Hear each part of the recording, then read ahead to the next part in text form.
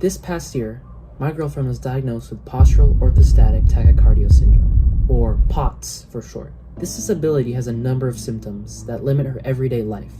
To put it simply, her body just doesn't coordinate her blood pressure like a normal human. Whenever she goes from sitting to standing, for example, her nervous system doesn't tell her body to send blood back up to her brain. As a result, the blood pools in her stomach, feet, and legs, which causes her heart rate to spike and her heart to work double overtime as her body pumps full of unnecessary adrenaline. This causes excessive exhaustion, lightheadedness, nausea, and fainting. Some people with POTS have even worse symptoms that require a feeding tube, a wheelchair, IV fluids, or even a heart port to maintain their health. POTS makes it difficult for her to do things that normally we take for granted.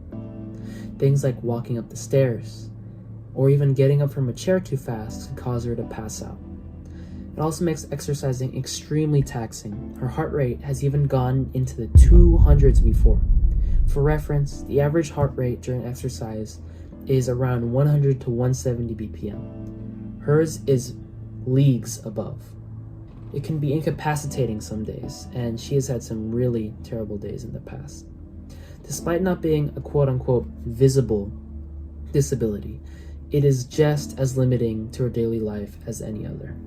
POTS is not one of those illnesses that can be seen outright. Even when explained, many people still don't believe her.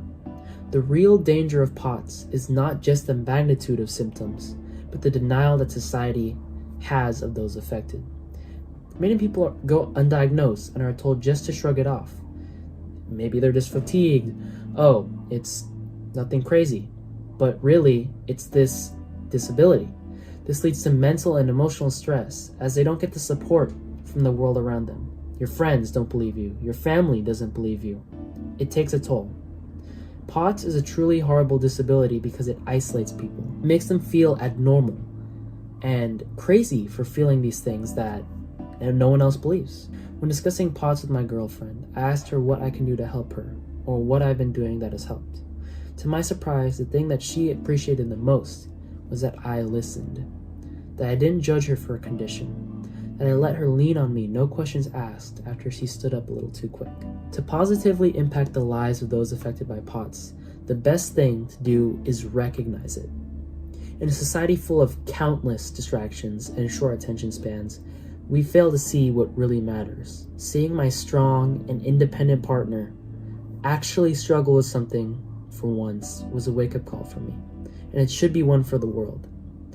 Invisible or visible, disability should be acknowledged, and those affected should be supported. This is not something that can just be swept under the rug. A common misconception with disabilities is that it's nothing serious, when in reality, it can be incapacitating. It can limit you from doing things you love. What I know, what we can do to help others with POTS is to care.